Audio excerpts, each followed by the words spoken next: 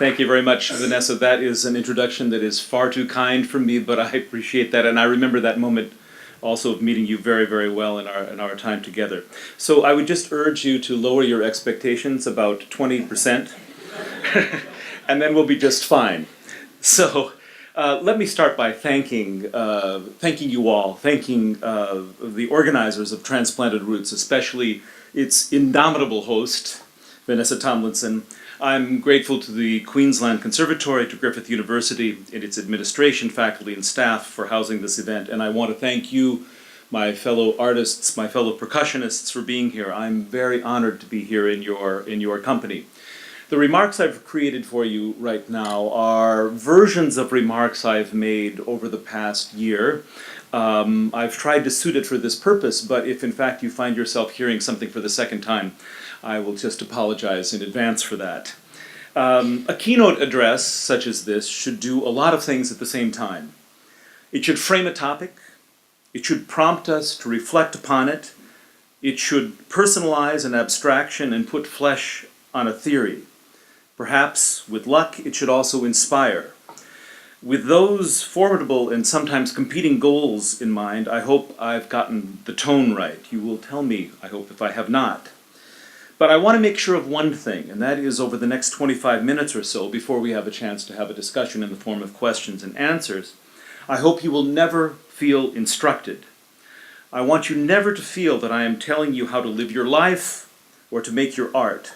And in fact, in more than 35 years of university teaching, I have never knowingly instructed anyone. I far prefer teaching to instruction. So instead of this configuration, this strange configuration that Franz Kafka skewered in his short story Josephine and the Mousefolk, his practically last written work, where he called it one person looking this way and everybody else looking this way, which is so often a geometry of pointless introspection, I would like for us to imagine that we're all standing on the same side of this room, all looking together outward at the same thing. That way, if I point at something, if I point something out, the focus will not be, in fact, on the act of pointing, but on the outward gaze, on what we are looking at together. We've been talking today, and we'll continue to talk, about the borderless instrument, which is in itself an extraordinary thought. Instruments which come from somewhere, but which now seem to belong everywhere, call into question not just the enormous opportunities of the current age, but it's also its concomitant and enormous responsibilities. At its best, a borderless culture is not just a sonic ideal, but also a political one, a moral one, a template for living in an interconnected and mutually respectful world. At its worst, it's just another strategy for the accumulation of a commodity, a street that goes one way, where we who already have so much simply take more. We are left, as percussionists, to live within this tension. By touching the instrumental totems of other cultures, we also touch those people. We become closer to them. We understand them through the intimate medium of sound. Conversely, we risk expanding our already enormous attachment to the materiality of instruments, and too easily and too thoughtlessly we detach them from their original meanings and usages. As we commit ourselves to the salutary qualities of connection, we also play the games of professional advancement and celebrity, including at times the heartless zero-sum game in which, in order to win, someone else must lose. We often embrace the sounds of people of color, yet most conservatory and university percussion classes, at least in the United States where I come from, are largely white and largely male. We cannot fail to acknowledge the sources of this tension, these shortcomings, and there are many. But for a moment, I would like to concentrate on borderlessness as a key to our future and our ability to sustain our art. On a personal level, many discussions about the future begin, in fact, in the past. And for me, this is the case. My first memories of my father were of him standing in a field, squinting at the horizon the way farmers do, and while he was looking outward, I was looking inward, content with my mystery novels and early drum lessons. I was not, in fact, destined to become a farmer. At that point, I resisted the outward pull, and I still, in many, many ways, feel drawn inwardly. I'll share with you now an unvarnished truth. I am often tempted to leave the public side of my art and just practice my instrument. I'd happily spend mornings hiking and afternoons doing nothing more than making beautiful mezzo forte strokes on a tam-tam or creating a new version of the King of Denmark. This, by the way, is not a valediction. I have no intention of retiring from concert life anytime soon, but I do yearn for inwardness, for the simplicity of playing, and for the sweet contact of stick on instrument. I long for the uncomplicated moment when I first fell in love, deeply and dangerously, with percussion. And thinking again of my father, I even long for the day when I announced that no, I was not going to continue my pre-medical education, and no, I was not getting a teaching credential just to be safe, but rather yes. And what a frightening and affirmative day that was. Yes, to devoting my life to playing new music as a percussionist, music by living composers.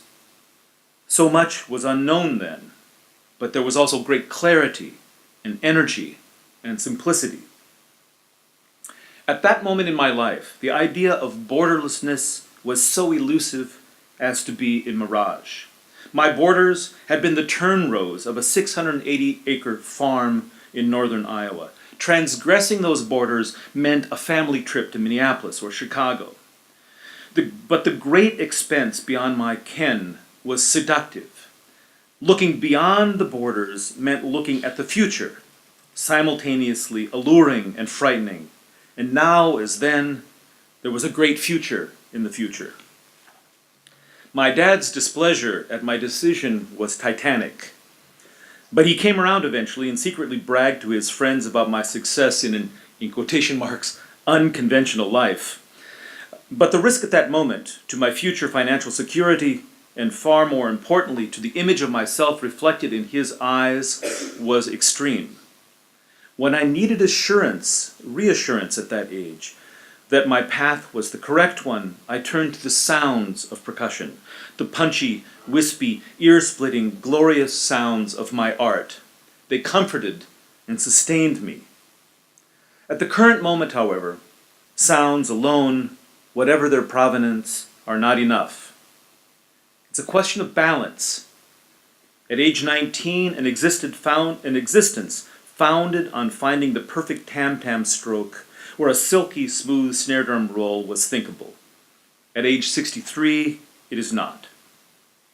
Today, with the responsibility I feel toward my art, to my students and community, and with what I know about our world, music as a solipsistic solo venture is not sustainable.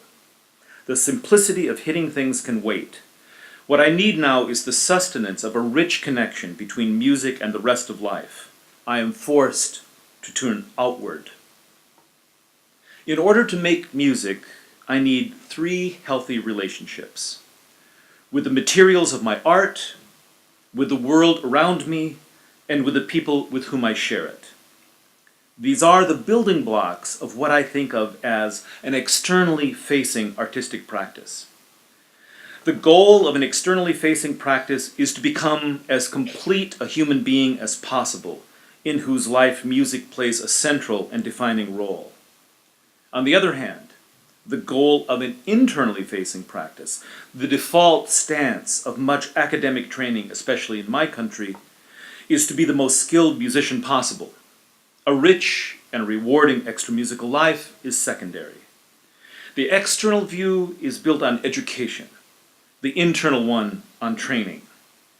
The internal view relies on the striations of demarcation and categorization.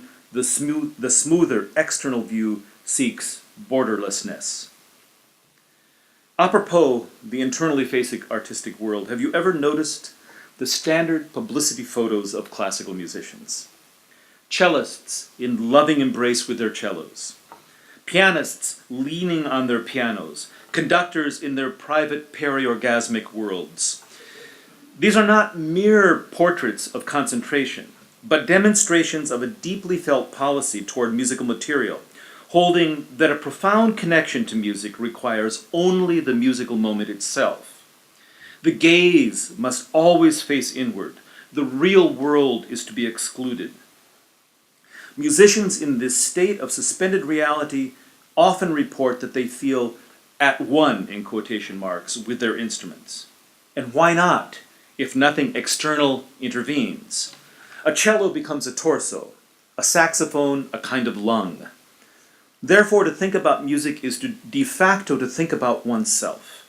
The salutary goal is purity of purpose, but the disappointing results reveal the burdens of self-expression and excessive ambition.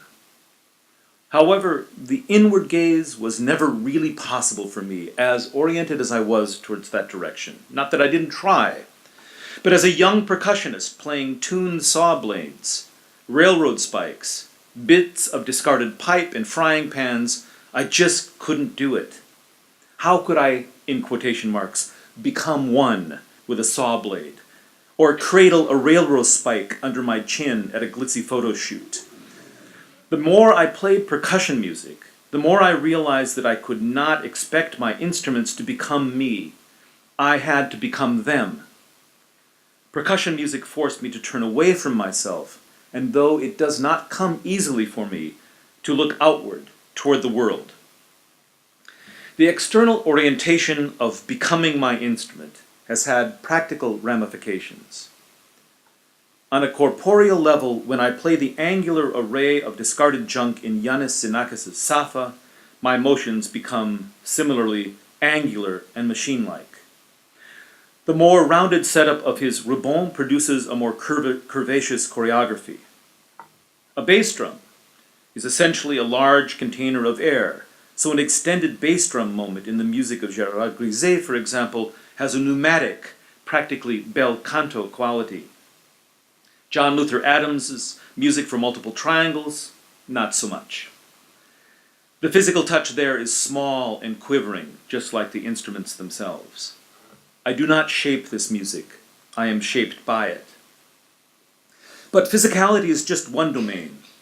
Instead of the inwardly facing vectors of so much concert music, spiraling as they do toward the dense, hermetic language of fine distinctions, the porous leading edge of percussion music draws us into an ample space of interconnectedness.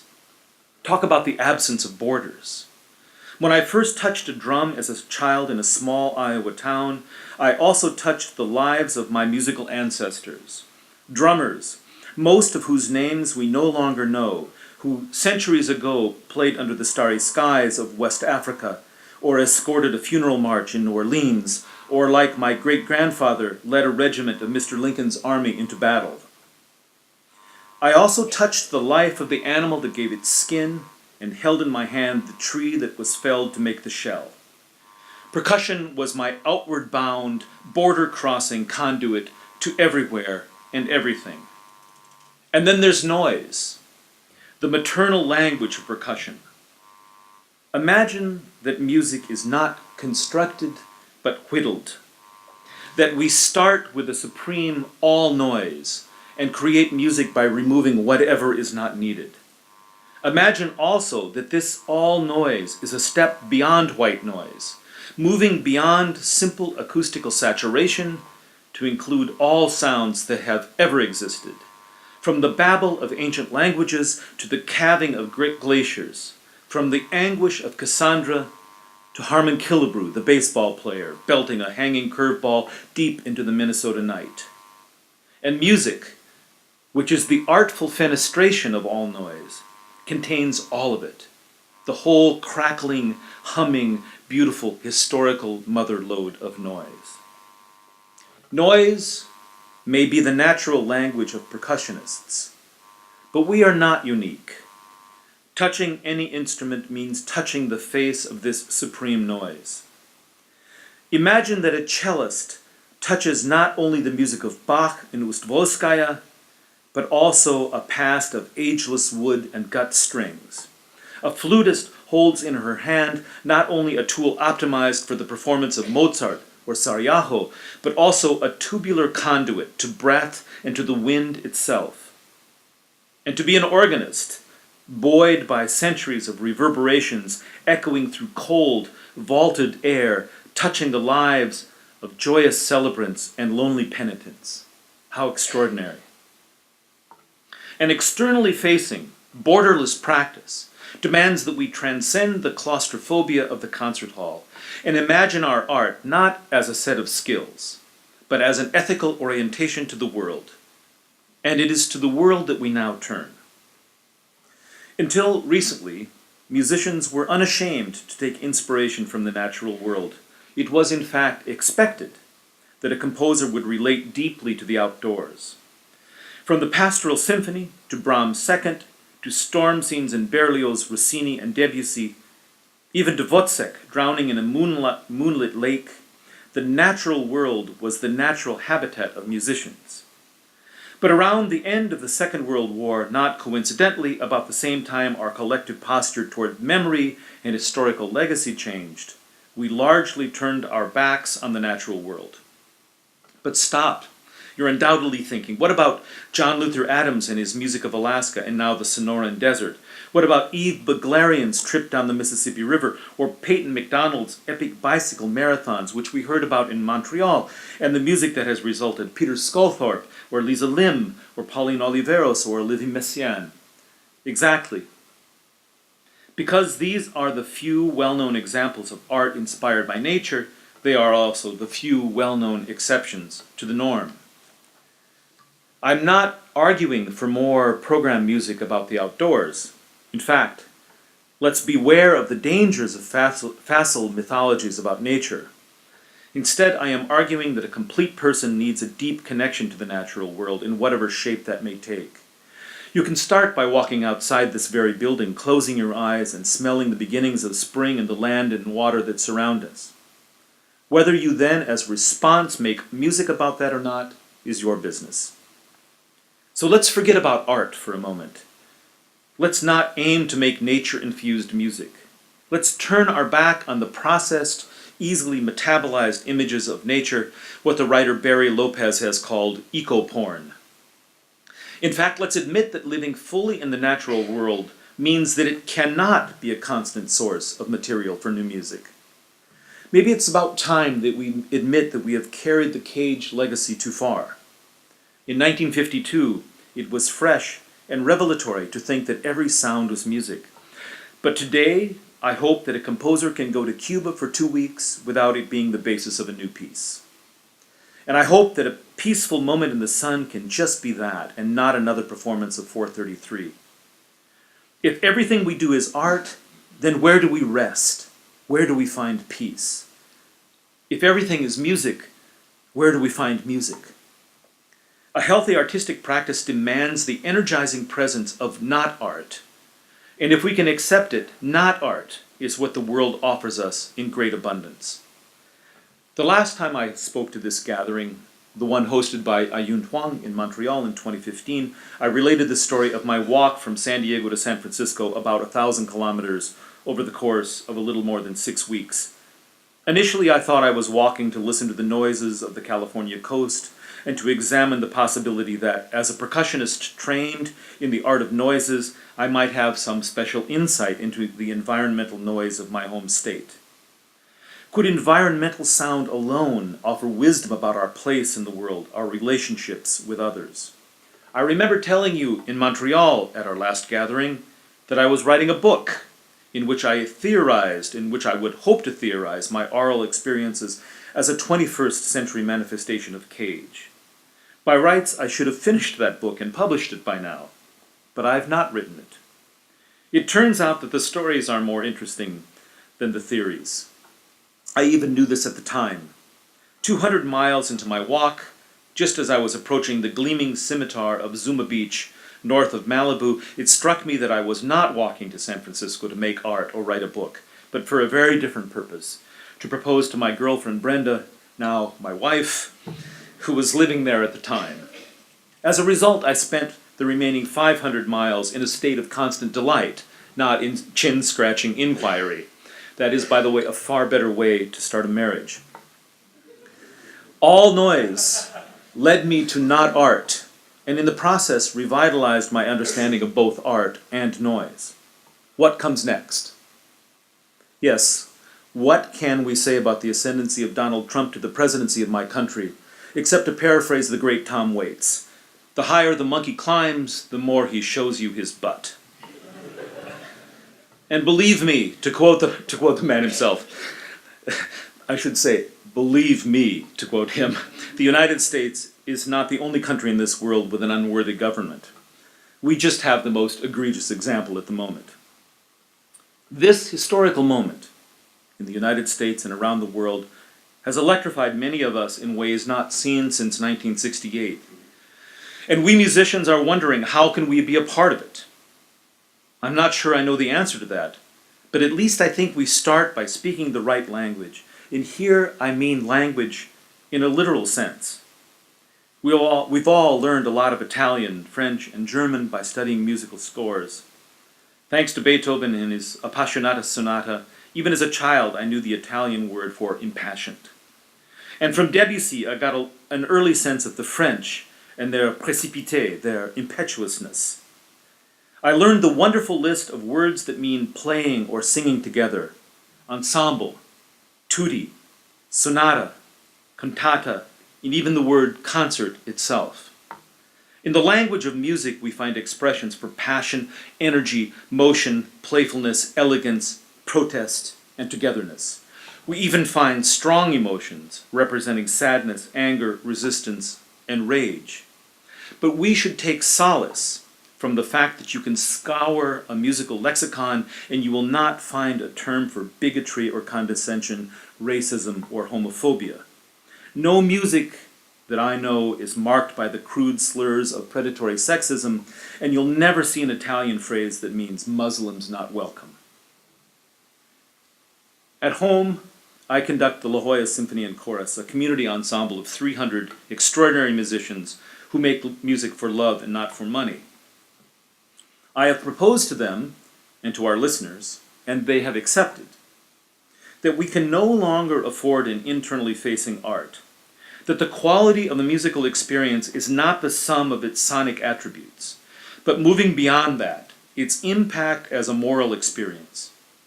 We still care greatly about accuracy and interpretation, but accuracy alone is not nearly enough.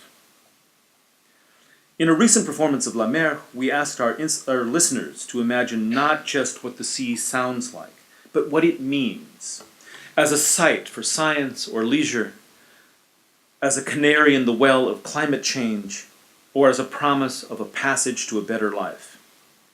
We maintain to our audience that a great performance of La Mer is not possible without imagining overcrowded dinghies foundering in the Mediterranean or in the South Pacific, without hearing the cries of refugees as they sink by the thousands beneath the waves, responding to what is in essence the world's most severe humanitarian crisis of the last half-century. Where this will lead, we do not know, but our hope is that such an imagining will confer not just entertainment, but also responsibility. Action on a social level is not simply a matter of making music as well as possible. I am increasingly troubled by Leonard Bernstein's response, formulated in the aftermath of the assassination of John F. Kennedy, that to heal a grievous wound we must, in quotation marks, make music more intensely, more beautifully, more devotedly than ever before, close quote. Perhaps that was enough for Bernstein and a nation united in grief, but it seems like a hollow dictum now, since at this moment the world is not united, but rent by savage cross-currents of contention, bigotry, greed, and cruelty. And anyway, are we not already making music as intensely as possible? What would it mean to go further than Bernstein? Or as one local San Diego church posted recently on its marquee, what would you do if you were brave? Again, I will refrain from instructing you. Each of us needs to decide for him or for herself what that might mean. But friends, it is 2017. So at the very least, I ask us to hear the nearly inaudible sounds of our world. We are musicians, after all, and if we cannot hear them, who can? I ask us to hear the fearful voices in local synagogues and Jewish community centers as the damnable virus of anti-Semitism makes a comeback in our midst. I ask us to hear the sick and alone who now fear for their health and indeed their very lives. I ask us to hear the voices of immigrants in our cities, our neighbors and our friends, our brothers and sisters who now are living in a penumbra of uncertainty and fear, and to hear the voices of our fellow citizens who are at risk for violence simply by walking down the street in the skin color that God gave them. And I ask us to hear the voice within each of us that reminds us that music is not merely a set of skills. Making music today must be about nothing less than asserting moral force. It must be about how we who have so much and who live so fully, can act responsibly in a world where so many have so little. It must be about the voices too faint to hear. Somewhere between the ascension of science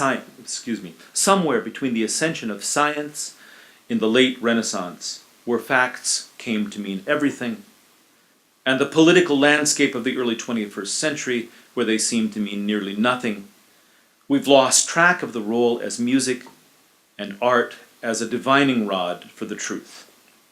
Yet as I look around this room, I see much reason to hope for revelation and illumination through music. You are dreamers.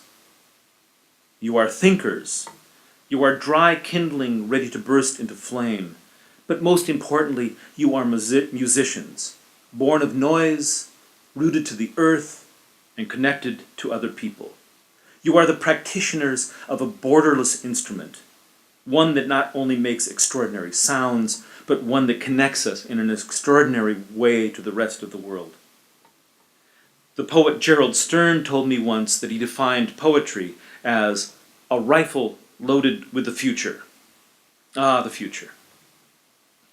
We are indeed standing on the same side of the room, looking at the future. Some of you here may live to see the 22nd century. Remember Mary Wigman, who lived from 1866 to 1973, 107 years old. Some of you will get there. I will not. So I hope you will say hello from those of us who won't make it. But that's a welcome reminder that ours is fundamentally an optimistic project. Since making new music, making new percussion music, requires of us to believe in future audiences, future artists, future ideals, and future idealists. There's a lot of work to do before we get there. And while that thought may seem daunting, let's take comfort from these lines by the American poet Wendell Berry, a short poem by Wendell Berry called The Real Work. It might be that when we no longer know what to do, we have come to our real work. And that when we no longer know which way to go, we have come to our real journey. The mind that is not baffled is not employed. The impeded stream is the one that sings. Thank you for listening.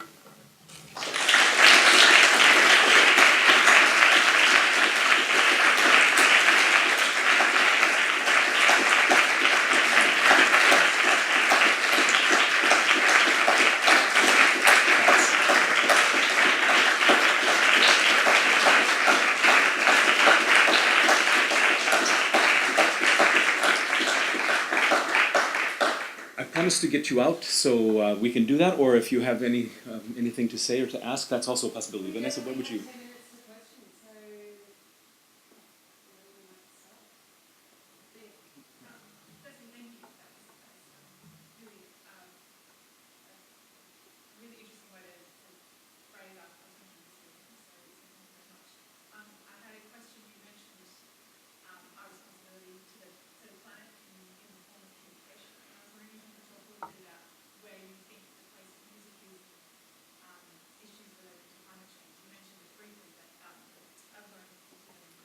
The question was about the relationship between music and the issues relating to climate change.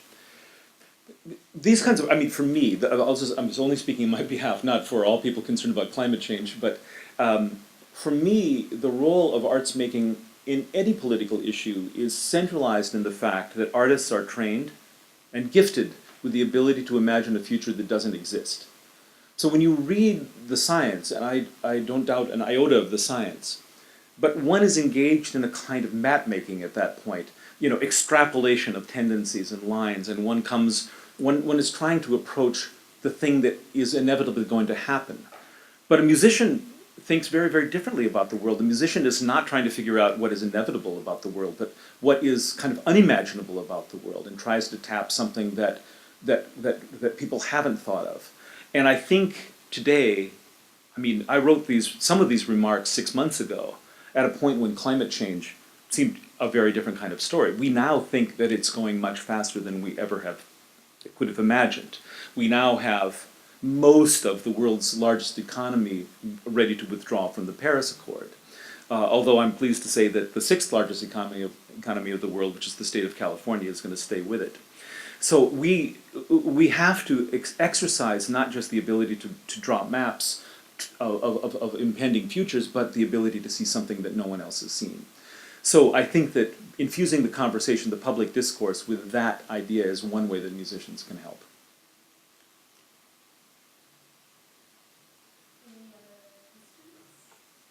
I know you have them. They're just burbling up. You know, we can become a Quaker meeting for 90 seconds and just see what.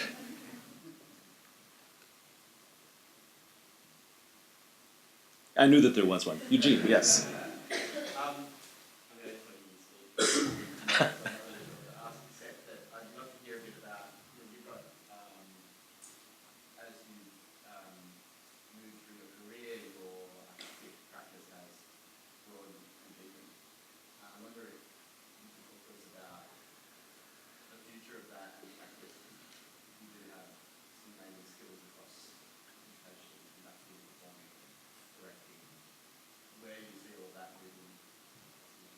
For me personally, yeah, no, thank you for the question.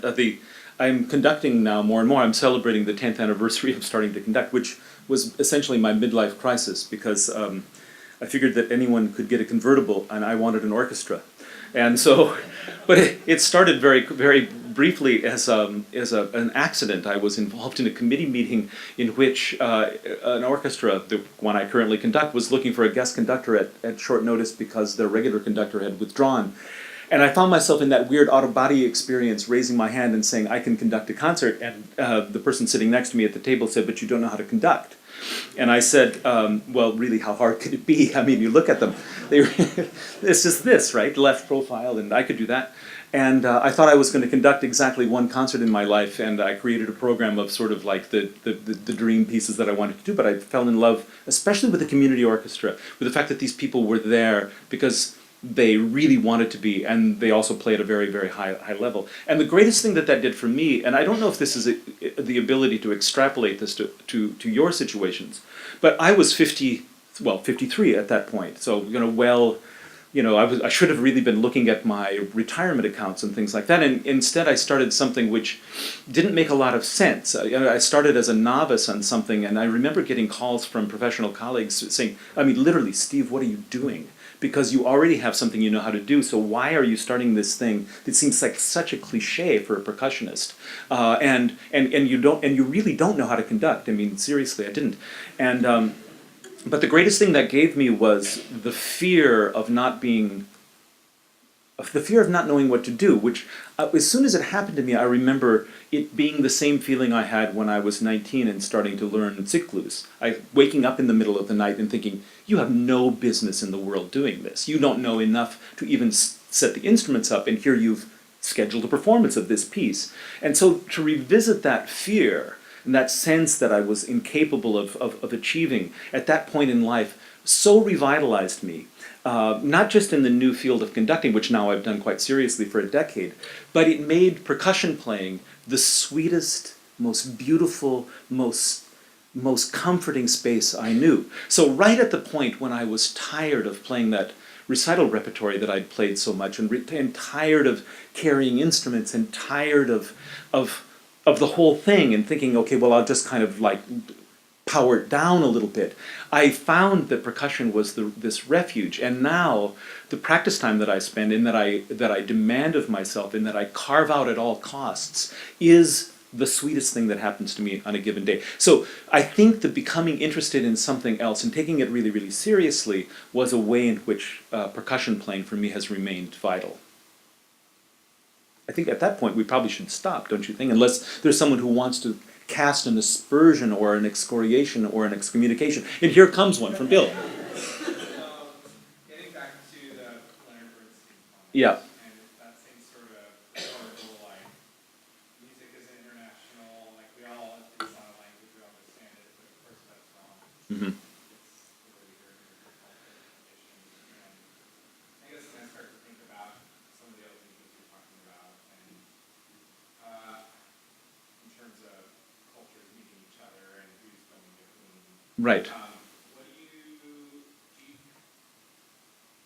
I'm sort of free flowing right now, but just thoughts about the media of Western percussionists meeting other cultures and what's okay and what's not okay, not part of that.